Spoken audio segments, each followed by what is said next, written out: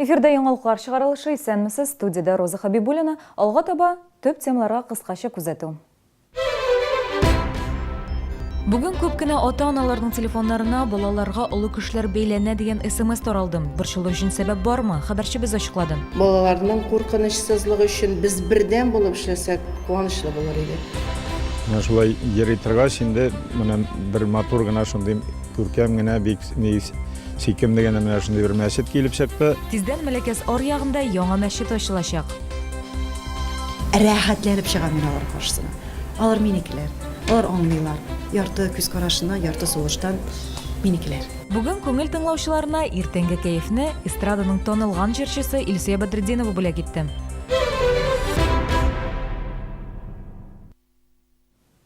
Балаларны мәктәптән каршы алыгыз. Бүген күп кенә ата-аналар шундый СМС хәбәр алды. Хәбәрдә аудио язма да беркетелгән. Анда шәһәр мәктәпләре янында балаларга олы кешеләр бәйләнә диелә. 45-17 мәктәпләр янында шундый очраклар булган дип язганнар. 20 яшьләр тирәсендәге ир-атның фотороботын да җибәргәннәр. Борчылыр өчен сәбәп бармы? Гүзәл Шихапова ачыклады. Елена Дуничевага да мондай хәбәр килгән. Улымны булай да көн сайын каршы алабыз ди ул, әмма бүген борчылган әни ярты сәгатькә алданрак килгән. У нас все встречают, все родители. Все встречают у нас, потому что группа в WhatsApp. Это моментально все разошлось. Да, не знаю, как-то уже более пораньше приходишь. Тут бывало за 5 минут до, а тут уже минут за 15-20. Потому что так с тренировки пораньше отпускают. Пришлось маленько пораньше прибежать. Безнең иҗат төркеме булган арада барлык балалар да өйләренә олылар белән кайтып китте. Мы ходим каждый день встречать. Хокук сакчылары әйтүенчә, шәһәрдәшләр юкка зур тавыш куптарган. Борчылыр өчен сәбәп бар, әмма эчке эшләр идарәсендә бер генә очрак теркәлгән. Кичә 45-нче мәктәптә укучы 9 яшьлек кыз өенә кайтып барганда ир-ат озатып куярга тәкъдим итә. Укучы баш тарта. Соңыннан әниләре белән полиция бүлегендә гариза яза. Кыз сөйләгәннәр буенча фоторобот төзелә. Хәзер ул социаль челтәрләр аша шәһәрдәшләр таратыла. Какой-то мужчина предложил ее подвезти ли, мол, тебя там. Девочка сказала нет и убежала. Было вот все, весь эпизод. Больше никаких контактов. Мужчина, кстати, был взрослый, если бы он действительно там что-то плохое задумывал, он мог ее догнать, например, или еще что-то. Взрослый мужчина, здоровый такой. Ничего такого не было.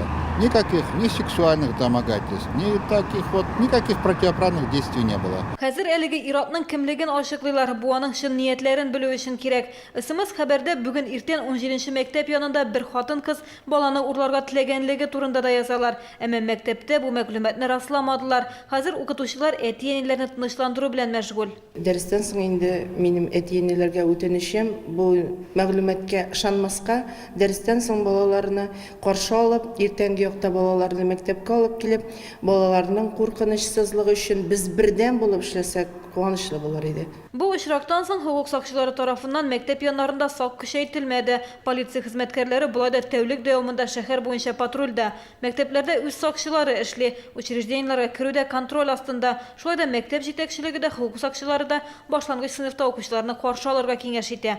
Гүзәл Шихапова, Алексей Иванов, яңалыклар. Әле генә полиция хезмәткәрләренә мөһим хәбәр килде. Шәһәрдәшләрнең фатирлары буенча мошенниклар йөри. Ике хатын-кыз сатучы булып арендага бүлмә сорый, яшәү өчен акчаны алар шундук түләргә әзер. Хуҗаларның ышанычына кергәч, бозым бар дип куркыталар. Шалалылар үзләренең мөлкәтсез калганын сизмичә дә калган. Әле берничә сәгать элек кенә эчке эшләр идарәсенә бер гариза язганнар. Әмма хокук сакчыларының сүзләренә караганда, аларның корбаннары күбрәк булырга мөмкин. Белгечләр таныш булмаган кешеләргә ишек ачмаска киңәш итә. Шәһәрдә машина йөртүчеләр саны көннән-көн арта, автомәктәпләр саны кими. Ел сайын диярлек аларга карата таләпләр кырыслана. Чаллыда машина йөртү хукукын алу өчен имтиханнарны курсантларның 47% гына беренче тапкырдан бирә. Имтихан бирү катлаулы, әмма бу юлларда куркынычсызлык өчен кирәк ди инспекторлар.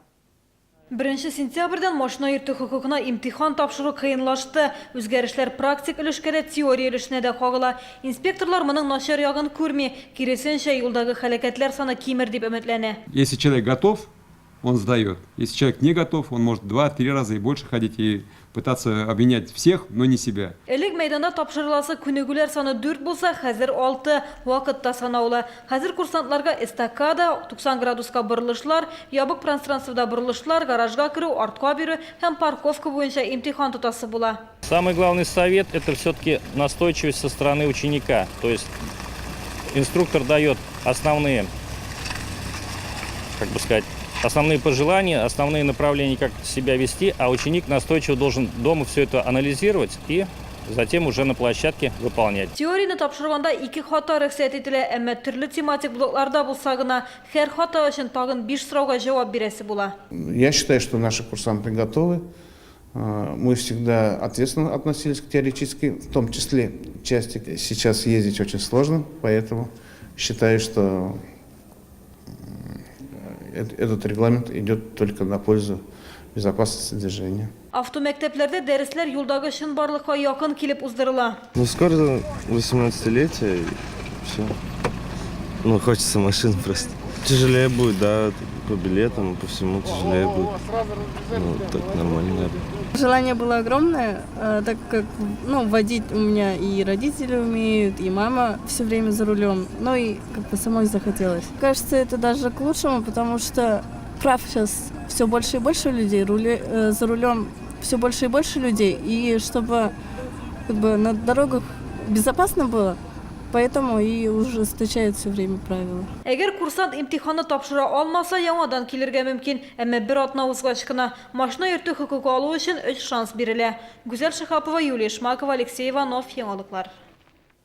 Тиздән Мәликәс аръягында яңа мәчет ачылачак. Ул танылган татар мәгърифәтчесе Габдрахим Утыз Имәни исемен йөртә. Бинага 2014 елның сентябрендә нигез салынган иде. Бүген инде соңгы әзерлек эшләре бара. Яңа Аллах йортыны безнең хәбәрчебез күреп кайтты. 2 катлы затлы бина, газон тротуарлар, зәңгәр, шыршы һәм имән үсентеләре, машина кую урыны. Бу манзараны күргәч, 2 ел элек монда сазлык булуына ышануы да кыен. Монда безнең бит күлебез бар. Ул күлне элгәре алмыйбыз инде быел. Аны тазартып күлне, менә шул ниләрен ярларына шул нидән железобетон плитәләр салырбыз инде. Аннан соң менә шулай матур итеп, бу күлне уйладык инде саклап калырга дип, чөнки ул үзе бер ям биреп тора, аннан соң насыйп итсә инде менә кешеләр, халык монда килә башласа, шәһәрдәшләребез бала чага белән киләчәкләр бит инде. Менә аларга да монда уен уйнарга да шундый урыны да бик күңелле, бик матур урын инде менә шул. Яңа мәчет Камгыз энергострой ветераны Салихҗан Гали улы башлангыч белән сафка басты. Бу мөхтәрәм затны бөтен шәһәр белә. Салихҗан ага бу төзелешкә бар һөнәри осталыгын җиткән. Мәчет 12 метрлы субайларда тора. Кирпеч стеналарының калынлыгы 60 см. Юеш урын булгач, газобетон бөтенләй кулланылмаган. Бина нык ышанычлы. Эчке ягыда бик уйланып эшләнгән, затлы матур. 2 намаз залына 150 кеше сыя. Жемчужина күпер аркылы, һәм әнә тегенә менә бу яңа елга аркылы бит инде ни булды күпер. Мына килергә мөмкиннәр 5-нче, 6-нче, 7-нче, 8-нче, 9-нче, 10-нче комплекслар Гистан да килергә мөмкин. 20-нче, 21-нче, 22-нче комплекслар. Алар да монда килерләр дип өметләнәбез инде. Һәм менә бу үзе безнең частный сектор инде менә мондагы. Монда үзиләре белән торган кешеләр дә мөселманнар, монда байтак иншалла мәчетебез буш тормас дип өметләнәбез инде. Мәчет төзелешенә иң зур матди ярдәмне игелекле шәһәрдәшебез Алексей Вячеславович Миронов күрсәткән. Ул әнисе Әлмира Фарахетдиновна исемен башта кушарга дип сөйләшкән иде, ләкин шулай килеп чыкты инде. Без Габдрахим Утыз Имәни исемен куштык бит инде мәхәлләгә дә, мәчетебезгә дә. Һәм шуңа күрә инде аның белән килештек, сөйләштек.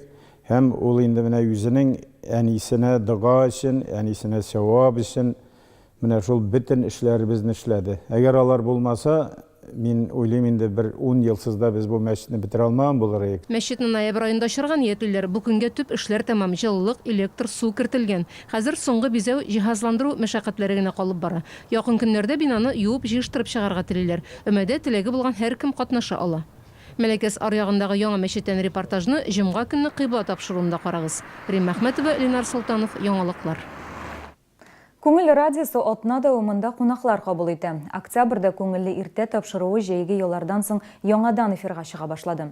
Әр пәнжешәмбі тапшыруда радио тыңлаушылар иқтибарына сірлі қонақ сәхифәсі тәқдим етілі. Бүгін көңіл тыңлаушыларына ертеңгі кайфны эстраданың тонылған жершесі Илсия Бадретдинова бүләк етті. Кызлар, мен гөмірімде де баллы әйбір ашағаным yok. Туклану рационы, диеталар, фитнес күнегүләр, шәхси мөнәсәбәтләр гаилә. Күңел радиосы алып баручылары Илсиягә күп төрле сораулар яудырды. Җырчы берсендә җавапсыз калдырмады. Шалы тамашачысы артистны һәр вакыт җылы кабул итте. Бу юлы радио тыңлаучылар тарафыннан таяныч Илсия Бадретдиновага аеруча да кирәк. Бүген сәхнәдәге киләчәгем кыл өстендә дип белдерде ул. Теләк бар, әлбәттә. Мен бит инде 13-14 ел буена шуның белән янып киеп яшәгән кеше. Әлбәттә, сәхнәдән башка, тамашачылардан башка, шу янудан башка үземне күз алдыма китерә алмыйм, ләкин закон дигән нәрсә бар. Мин бүгенге көндә контрактта. Мин Илфак Шигапов белән контрактта һәм минем язмышым калитлә торган вакыт. Илсия иҗатта проблемалар бар дип кул кушырып утырмый, эшмәкәрлек белән шөгыльләнергә уйлаган. Акчаны кая куярга белмәгәнлектән түгел, улымны үстерәсе бар ди ул. Җырчы Казанда кәнәфиләр кибете ачкан, әлегә баш аягы белән шул эшкә чумган. Сыйфаты өчен алар җавап бирсәләр, мәсәлән, дизайны өчен, тукымалар өчен мин җавап бирәм. Үзем утырып, дизайнерлар белән сөйләшеп, чит илдән кайтарган бик сыйфатлы тукымалар анда. Төрле илләрдән кайтарган, үзем төсләрен сайлап ясалган минем диваннар. Күңелле иртә тапшыруына киләчәктә дә танылган артистларны, татар эстрадасы йолдызларын чакырачаклар. Менә җитдирәк темага сөйләшергә теләгән радио тыңлаучылар түребездә кунак бар тапшыруын тыңлый һәм Чаллы ТВ каналыннан карый ала. Тапшыру телевизион вариантта туры эфирда һәр сишәмбе 18 сәгатьтә эфирга чыга, ә радио варианты көн саен көндезге 2дә тәкъдим ителә. Безгә төрле өлкәдән белгечләр килә. Алар арасында эшкуарлар да бар. Шулай ук медицина хезмәткәрләре, мәгариф өлкәсеннән бик күп безнең инде кунаклар булды студиядә. Гомумән без һәрбер өлкәдәге белгечләрне үзебезнең студиядә көтеп калабыз. Хәзер күңел FM ешлыкка күчәргә әзерләнә. Радио тапшыруларына туры эфирда интернет аша күңелрадио.ру сайтында тыңларга мөмкин. Онлайн видео трансляция да бар. Социаль челтәрләрдә алып баручылар язган кызыклы материаллар, фотосурәтләр урнаштырылып бара. Гүзәл Шихапова, Алексей Иванов, Яңалыклар. Көзгі салқыннар шигенергә уйламый, кышка да узак калмады. Күпләр инде бүген үк салкыннарда никиясен кайгырта. Кышкы киемнәр сайлыйм. Ул затлы да, матур да булырга, иң мөһиме иясенә ашарга тиеш. Күп кенә хатын-кызлар яңа тун турында хыяллана. Аны сайлаганда нәрсәгә игътибар итәргә киләсе сюжетыбызда.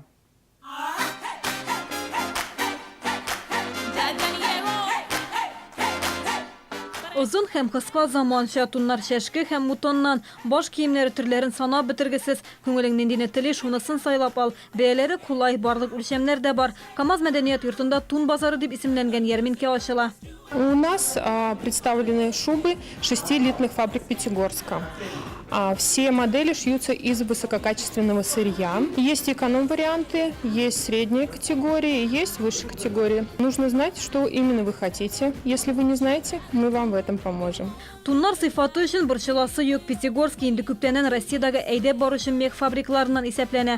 Сатып алучылар өчен төрле ташламалар, кичектереп түләү мөмкинлеге каралган. Пенсионерлар өчен дә төрле акциялар бар. Я уже приобретала здесь несколько лет назад шубу. И вот сейчас я пришла примерить уже новую модель шубы, шапку. Я уже, можно сказать, приобрела. Здесь выбор огромный на все капризы и возрасты. Әле һаман да күңелегезгә ошаган тун таба алмыйсызмы? Туннар ярминкәсенә ашыгыгыз. Күргәзмә 18 октябрьдән 20-сенә кадәр КамАЗ мәдәният йортында эшләячәк. Ярминкә иртәнге 9-дан кичке 7-гә кадәр эшли.